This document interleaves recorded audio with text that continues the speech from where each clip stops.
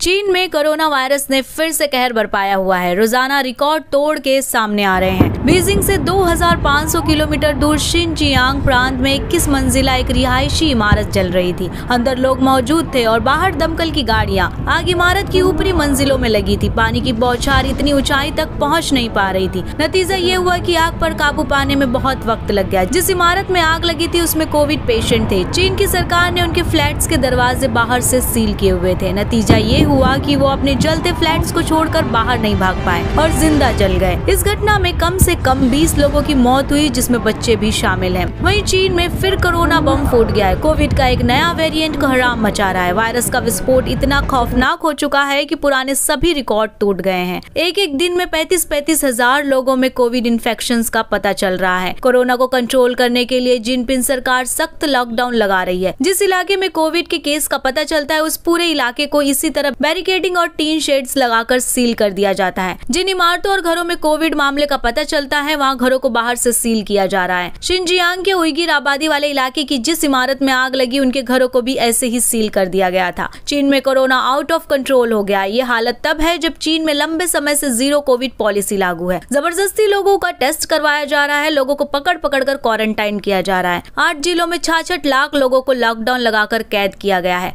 राजधानी बीजिंग में हर रोज 30 से 35 हजार कोविड केस मिल रहे हैं। बीजिंग में 27 नवंबर तक घर से बाहर निकलने पर रोक लगा दी गई थी। बीजिंग में एक प्रदर्शनी केंद्र में अस्थायी अस्पताल बनाया गया है। बीजिंग के अलावा और कई शहरों में कोरोना बेकाबू हो गया है। लेकिन अब चीन सरकार की क्रूर कोरोना पॉलिसी के खिलाफ सड़कों पर विद्रोह शुरू हो गया है। चीन में दुनिया की सबसे बड़ी एप्पल आईफोन बनाने वाली फॉक्सकॉन फैक्ट्री में सख्त कोविड पॉलिसी और सैलरी नहीं मिलने से नाराज कर्मचारियों ने हड़ताल कर दी है। बार लॉकडाउन और सैलरी कट के विरोध में 20,000 मजदूरों ने एक साथ इस्तीफा दिया और सड़क पर उतर आए। चीन में शी जिनपिंग की सरकार के खिलाफ लोगों का गुस्सा बढ़ता जा रहा है। एक तरफ कोरोना के बढ़ते मामले तो दूसरी ओर जीरो कोविड पॉलिसी की वजह से जबरदस्ती घरों में कैद करके रखे जाने से लोग परेशान हैं। चीन नागरिकों ने सख्त लॉकडाउन के विरोध का अनूठा तरीका निकाला है। बंदिशों से परेशान लोग पुलिस और प्रशासन पर निशाना साधने के लिए व्यंग का सहारा ले रहे हैं। वे और सख्त लॉकडाउन और ज्यादा से ज्यादा कोविड टेस्ट की मांग कर रहे हैं। सरकार के खिलाफ प्रदर्शन कई शहरों में फैल गया है। लॉकडाउन का चीन के कारोबार पर लगातार असर हो रहा है। एक्सपर्ट के मुताबिक चीन की जीडीपी में 20% योगदान देने वाला झेंगझाओ इस वक्त भी लॉकडाउन या सख्त पाबंदियों से गुजर रहा है। उसके केंद्रीय बैंक भी अगले साल चीन की ग्रोथ को 4.3% से घटाकर 4% आंक रहे हैं। ग्रोथ घटने की सबसे बड़ी वजह मुख्य कारोबारी हब शंघाई में 2 अप्रैल से लागू हुए 2 महीने का लॉकडाउन भी है। चीन में अब तक 3.44 अरब से ज्यादा वैक्सीन लग चुकी है। वहीं करीब 80 करोड़ से ज्यादा एडिशनल डोज भी दी जा चुकी है। करीब 93% लोगों को वैक्सीन लग चुकी है। इनमें 91% तो ऐसे हैं जो फुल्ली वैक्सीनेटेड हैं। इसके अलावा 98% को तो एडिशनल डोज लग चुकी है। मतलब चीन की वैक्सीन भी चाइनीज सामान की तरह 2 कौड़ी की साबित हुई है। जाहिर है कि चीन में स्थिति बहुत खराब है। जीरो कोविड पॉलिसी के तहत सरकार कोरोना को कंट्रोल करना चाहती है, लेकिन लोग इसका विरोध कर रहे हैं और कई इलाकों में स्वास्थ्य कर्मी और आम लोगों में मारपीट भी हो रही है।